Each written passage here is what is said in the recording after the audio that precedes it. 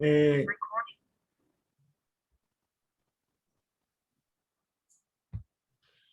Muy buenas noches, mis amados hermanos. Dios los bendiga a todos grandemente.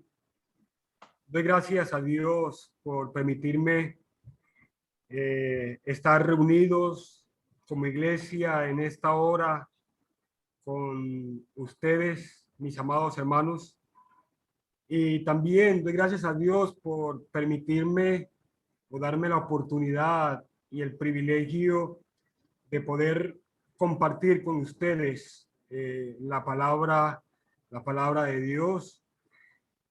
También agradecerles a ustedes por permitirme hablarles acerca de este mensaje maravilloso. Antes de iniciar, bueno, ya el hermano hacía en el preámbulo una presentación mía. Sí, mi nombre es Enrique Baldovino. He querido cambiar allí el nombre, pero no he podido. Aparece allí Mariana Baldovino. Mariana es mi hija menor. Yo soy un hombre casado con una maravillosa mujer. Tengo dos hijos. El mayor se llama Jorge, tiene 17 años, y la menor es Mariana, tiene 12 años. Sí, como decía el hermano, pues soy un siervo de la iglesia en la ciudad de Itagüí, que hace parte del área metropolitana de la ciudad de Medellín. Bien, hermanos, también quiero aprovechar el momento para extender mis más sinceras condolencias a la familia Arango en este momento tan difícil que están viviendo, y rogamos a Dios que les dé fuerza y que conforte sus corazones para que superen esta gran prueba. Bien, mis hermanos, vamos entonces a lo nuestro. Lo nuestro es el predicar la palabra de Dios. Y yo quiero invitarlos a que leamos, por favor, me acompañen, por favor, a leer un texto bíblico en el libro de Hebreos, capítulo 2, versículos 1 al 3. Hebreos, capítulo 2, versículo del 1 al 3, dice la palabra de Dios lo siguiente. Les recuerdo, Hebreos 2, del 1 al 3, dice la palabra: por tanto, es necesario que con más diligencia atendamos a las cosas que hemos oído, no sea que nos deslicemos. Porque si la palabra dicha por medio de ángeles fue firme, y toda transgresión y desobediencia recibió justa retribución, ¿cómo escaparemos nosotros si descuidamos una salvación tan grande, la cual, habiendo sido anunciada primeramente por el Señor, nos fue confirmada por los que oyeron? Quiero, hermanos, hacer una corta contextualización del libro de los Hebreos. Este libro fue escrito a la iglesia judía, esa iglesia que Cristo estableció en Jerusalén en el año 33 de nuestra era. Para saber sobre esta maravillosa iglesia, es necesario leer los primeros 8 capítulos del libro de los Hechos. Esos primeros 8 capítulos nos hablan de una iglesia perseverante en la práctica de la vida cristiana. Nos habla de la unidad de la iglesia, nos habla de la fraternidad que vivía la iglesia, la generosidad que se experimentaba en ella. Nos enseña también acerca de que la iglesia primitiva era una iglesia muy, pero muy evangelizadora, a pesar de los momentos de sufrimientos causados por el nombre de Jesús. La iglesia judía, mis hermanos, que describe el libro de los Hechos, era una iglesia extraordinaria. Yo me deleito leyendo los primeros 8 capítulos del libro de los Hechos, porque encuentro allí, hermanos, una iglesia maravillosa, encuentro una iglesia extraordinaria, excepcional, potentosa. De tal manera que esa iglesia de la cual nos habla el libro de los Hechos se convierte en el más grande ejemplo de imitación para las iglesias de nuestros días. Hermanos, todo el ímpetu espiritual de la iglesia primitiva, ese amor, esa entrega, ese entusiasmo, ese fervor cristiano que ellos experimentaron en el principio, a medida que el tiempo iba pasando, fue disminuyendo. A medida que hubo la necesidad, hermanos, de enviarles una exhortación a través del libro de Hebreos, después de 30 años aproximadamente de haberse establecido la iglesia en Jerusalén, se escribe el libro de Hebreos para exhortar a la iglesia y animarla a la perseverancia.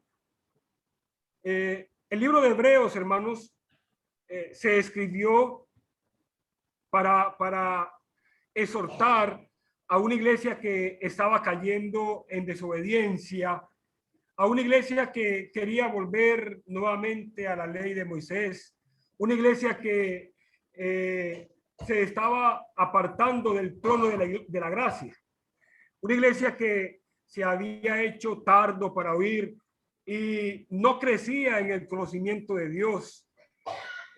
Además, hermanos, una iglesia que estaba como menospreciando la doctrina verdadera, la doctrina del evangelio puro que Jesús, hermanos, vino a traer a este mundo.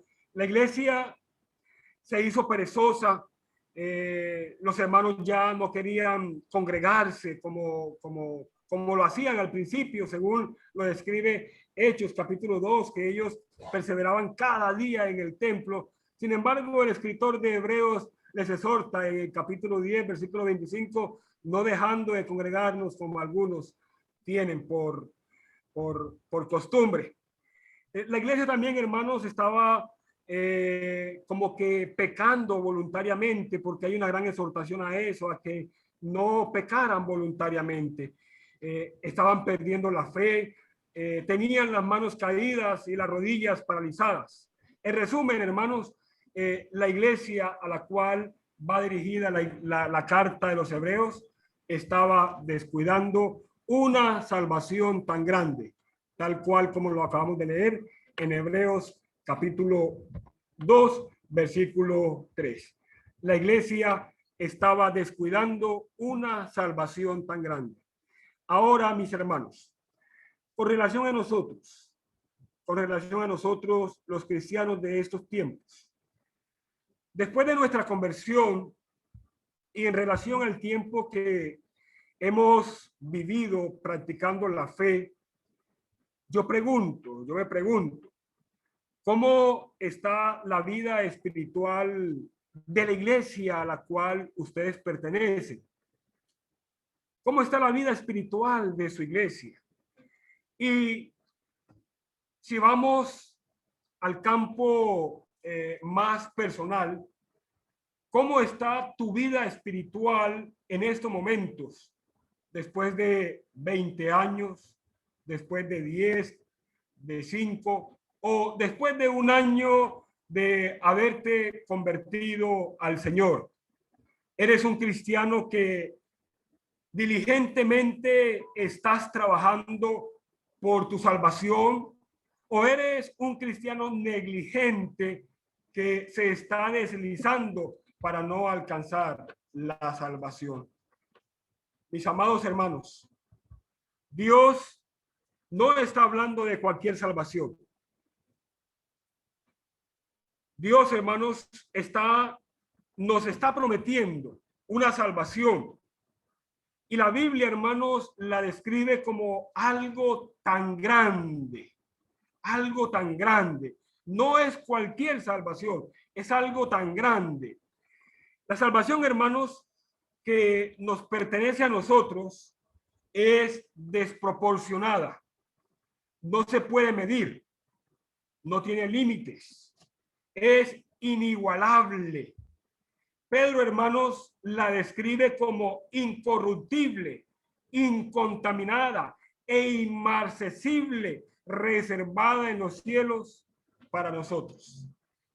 La salvación, hermanos, es tan grande y no se puede en ningún momento ser reemplazada, ni aún, hermanos, por aquello que consideremos en este mundo como lo más valioso para nosotros. De hecho, mis hermanos, hablando desde el punto de vista humano, lo más valioso, por ejemplo, en mi caso, y posiblemente también para cada uno de ustedes, lo más valioso que tenemos en estos momentos es nuestra familia. Puede ser que para otros sean otras cosas, pero Jesús dijo, si alguno viene a mí y no aborrece a su padre, a su madre y mujer e hijos y hermanos, y aún también su propia vida, no puede ser mi discípulo.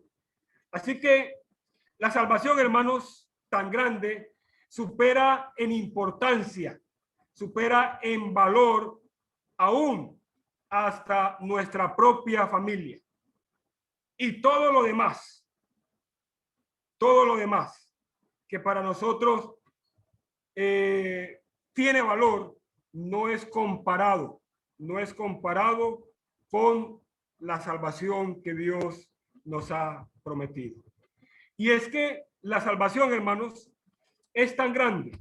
Imagínense, la salvación es tan grande debido a la preciosura de la morada celestial.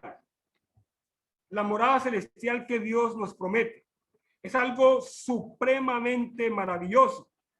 Apocalipsis, por ejemplo, capítulo 21, describe esa morada celestial adornada con las piedras más preciosísimas que pueden existir. Y las enumera diciendo jaspe, diáfana, oro puro, zafiro, ágata, esmeralda, onice, cornalina, etcétera.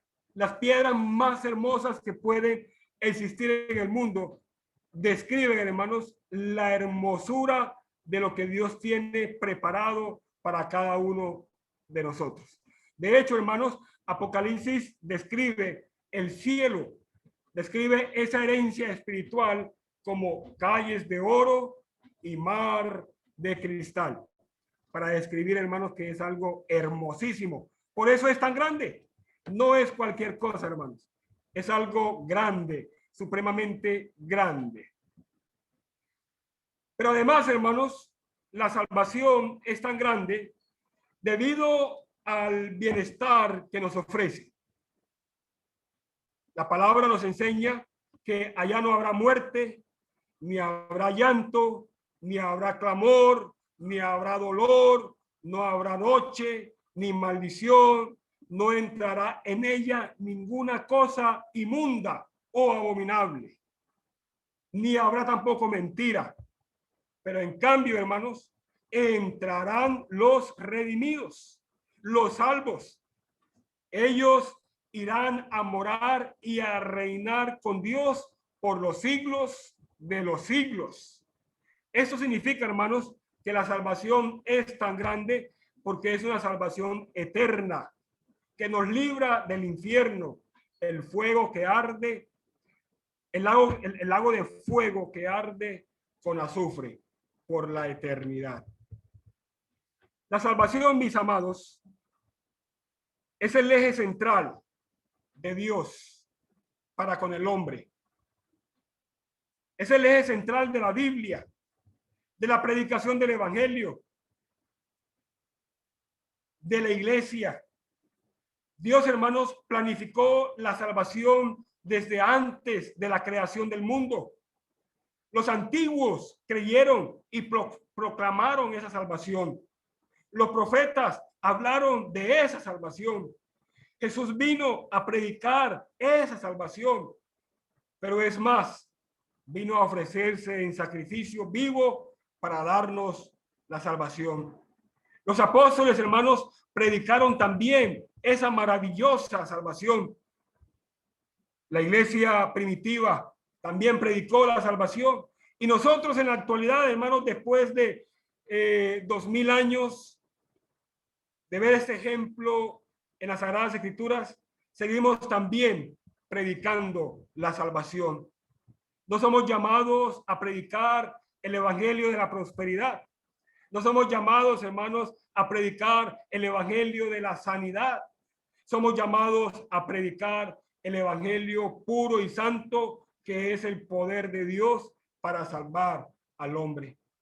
Somos llamados, hermanos, a proclamar ese mensaje maravilloso para rescatar al hombre pecador de las garras del infierno, para ayudarlos a que sean trasladados al reino de Jesús, a la iglesia. Y a través de la iglesia ellos puedan también preparar sus vidas para ir al cielo.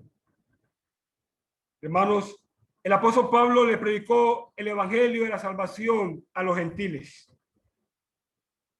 Y es que en el haber cristiano, para nosotros los cristianos, para nuestra vida, no hay nada más importante que la salvación.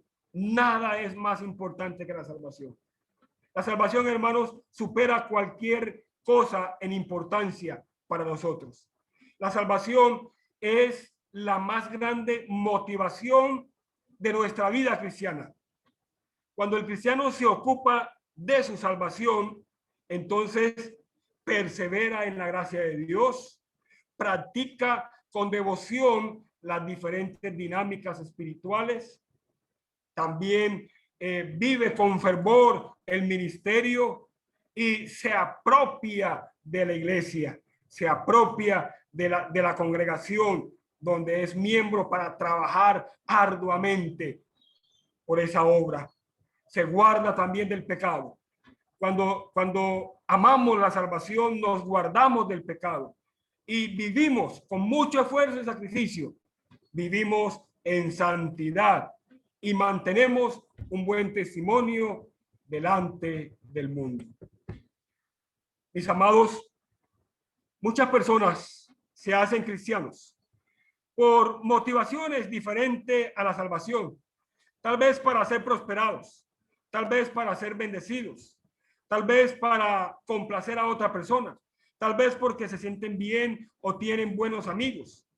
No, mis amados hermanos, esto no debe ser nuestra mayor motivación. Nos convertimos al evangelio para ser salvos, y todo lo anterior que yo mencioné y las demás cosas son cuestiones periféricas que nos favorecen y nos ayudan a obtener esa salvación tan grande. Veamos, por ejemplo, veamos un ejemplo de un cristiano que hizo de la salvación su mayor interés. Y es el ejemplo de Pablo. En Filipenses capítulo 3, versículo 7 al versículo 15, el apóstol Pablo escribe: pero cuántas cosas eran para mí ganancias, las he estimado como pérdida por amor de Cristo. Y ciertamente aún estimo todas las cosas como pérdida, como perdidas por la excelencia del conocimiento de Cristo Jesús, mi Señor, por amor del cual lo he perdido todo y lo tengo por basura para ganar a Cristo y ser hallado en él, no teniendo mi propia justicia que es por la ley, sino la que es por la fe de Cristo, la justicia que es de Dios por la fe, a fin de conocerle y el poder de su resurrección y la participación de su padecimiento, llegando a ser semejantes a él en su muerte, si en alguna manera llegase a la resurrección de entre los muertos. No que lo haya alcanzado ya, ni que ya sea perfecto, sino que prosigo por ver si logro hacer aquello para lo cual fui también nacido por Cristo Jesús. Hermanos, yo mismo no pretendo haberlo ya alcanzado, pero una cosa hago, olvidando ciertamente lo que queda atrás y extendiéndome a lo que está adelante, prosigo a la meta, al premio del supremo llamamiento en Cristo Jesús. Así que todos los que somos perfectos, esto mismo sintamos. Y si otra cosa sentís, eso también os lo revelará Dios. Y cuando leemos, hermanos, por ejemplo, segunda de Timoteo, capítulo 4, versículos 6 al 8, allí encontramos que Pablo, despidiéndose, dice que alcanzó su meta, logró el objetivo. Y lo logró, hermanos, porque trabajó arduamente durante toda su vida ministerial para alcanzar su salvación. Ahora, mis hermanos, según Hebreos, el texto que leíamos al principio, Hebreos capítulo 2, versículo 3, el escritor nos exhorta. ¿Cómo escaparemos si descuidamos una salvación tan grande? La palabra descuidar se entiende como tener en poco, o menospreciar, o desestimar. Bueno, cuando leemos, por ejemplo, el Nuevo Testamento, hubo personas que descuidaron su salvación, como fue el caso de Ananías, Hechos capítulo 6, Ananías y Zafira, como fue el caso de Alejandro en Primera de Timoteo, como fue el caso de Himeneo. Ellos, hermanos, descuidaron, ellos menospreciaron, ellos desestimaron, tuvieron en poco esa salvación tan grande. Mis amados hermanos, el cristiano no puede de ninguna manera descuidar o tener en poco su salvación. Antes, el llamado es necesario que con más diligencia atendamos a las cosas que hemos oído, no sea que nos deslicemos. Hebreos 2, versículo 1. Ahora, si se descuida la salvación, esto trae consigo una consecuencia. Dice la palabra, no escaparás. Esto significa que se recibirá un castigo por ello. El que descuida su salvación no escapará de la condenación eterna. Hebreos capítulo 10, versículo 26 al 31 nos habla. ¿Cómo escaparemos si descuidamos una salvación tan grande?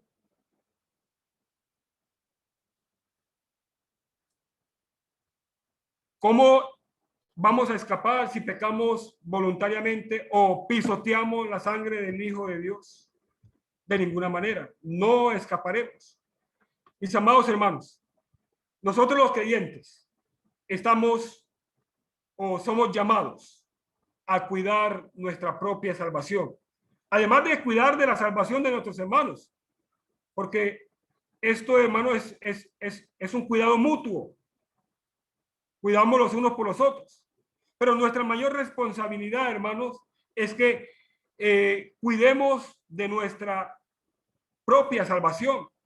Por ejemplo, Pablo lo explica en Filipenses capítulo 2, versículo 12, cuando dice, por tanto, amados míos, como siempre habéis obedecido, no como en mi presencia solamente, sino mucho más ahora en mi ausencia, ocupaos en vuestra salvación con temor y temblor. Esa es la exhortación del apóstol Pablo. Así que, mis amados hermanos, hay muchos temas de los cuales yo podría predicarles. Y el hermano Alejandro me dio la opción de predicar. Y no sabía, hermanos, cuál tema predicarles. Pues no los conozco muy bien. Y tampoco sé la necesidad que cada uno de ustedes tiene para llenar sus corazones con la palabra de Dios. Pero el Señor, hermanos, me indicó que les hablara sobre este tema. Este tema, porque ese es el tema principal. Ese es el tema, hermanos, que más trascendencia tiene en las Sagradas Escrituras. Y la salvación es lo más importante que yo debo de buscar en mi vida. Así que yo les animo en esta noche a que ustedes puedan ocuparse de su propia salvación, como dice el apóstol Pablo, con temor y temblor. Dios los bendiga, mis hermanos, y gracias por darme la oportunidad de compartir la palabra con ustedes en esta noche. Amén, hermano. Amén. Gracias a Dios. Amén, hermano. Primeramente, gracias, hermano. Muchas gracias, hermano. Qué bendición. Amén. Qué lindo. No sé, hermanos, si hermano tiene alguna pregunta o comentario sobre nuestro hermano, sobre el tema. Tenemos un poco de tiempo, hermano. Gracias por esta exhortación que ha venido de Dios a través de usted, hermano. Tenemos que mantenernos firmes. Muchas gracias, hermano. Amados hermanos y hermanas, ¿alguien que quiera comentar o decir algo, alguna pregunta al hermano? Una pregunta, hermano Enrique. O sea, hay muchas personas que creen que una vez que logran la salvación, una vez salvos, siempre salvos. ¿Qué se le podría mencionar a ellos como para que abrirles el interés para que exploren más? Porque evidentemente hay que escudriñar la Biblia, pero las personas generalmente no lo hacen. Pero ¿qué se les puede decir rápidamente como para llamarles la atención? ¿Qué recomendaría usted? Su micrófono, hermano. Perdón. Sí, hay algunas denominaciones que subvaloran el tema de la gracia en el hecho de que la persona cuando recibe el evangelio ya no puede perder ese evangelio porque por gracia ha sido salvo. Yo, hermano, he tratado el tema con algunos religiosos y básicamente ese texto de Hebreos, capítulo 2, versículos del 1 al 4, nos enseña y enfatiza de que la salvación sí se puede perder, sí se puede perder. Tal vez alguno de ellos, hermanos, por pretexto de seguir cultivando el pecado en su vida, tal vez por pretexto de querer justificar sus errores permanentemente con la sangre de Jesús, se resguardan a través de este pensamiento, esta ideología.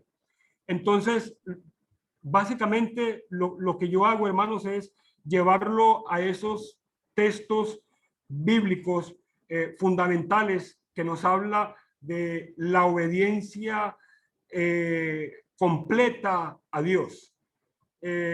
No es el hecho de que somos salvos porque ya fuimos bautizados y no importa si volvemos al mundo o si pecamos o si nos apartamos, de todas maneras vamos a ser salvos. No, la palabra de Dios nos enseña realmente otra cosa. Entonces, para mí, hermanos, un texto fundamental es básicamente el texto que acabamos de leer, de estudiar en esta noche. Hebreos capítulo 2, del 1 al 3, además de otros textos. Amén. Muchas gracias, hermano Enrique. Hermana o hermano, ¿algún otro comentario o pregunta para nuestro hermano? Ya que Yo le quiero dar las gracias al hermano porque es muy... lo que él dice es, pues tenemos que cuidar nuestra salvación porque sin santidad nadie verá al Señor y es una lucha día a día con nuestro mismo ser, o sea, es un trabajo que no es así como, bueno, me voy a cuidar y ya me bauticé, no. Tengo que estar, o sea, en la oración, escudriñando la palabra, leyéndola, tantas cosas que implica la salvación para nosotros individual. Entonces, sí, hermano, nos hizo recordar muchas cosas y eso es lo más importante, estar pendiente de nuestra salvación porque es lo único verdadero y es lo único que tenemos que luchar por eso, por llegar a esa eternidad en santidad para ver a nuestro Padre Celestial. Y le quiero dar las gracias y me alegro mucho de que quiero decirle que lo veo muy bien y que las oraciones llegaron al cielo. Estuvimos orando por usted, hermano, y me alegro mucho que esté muy bien, ¿yo? Dios lo bendiga. Muchas gracias, hermana. Muchas gracias por sus oraciones y por estar intercediendo por mí.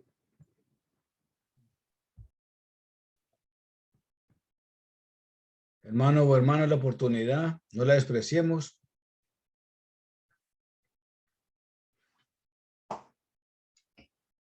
Bueno, vamos entonces a continuar con nuestro servicio al Señor.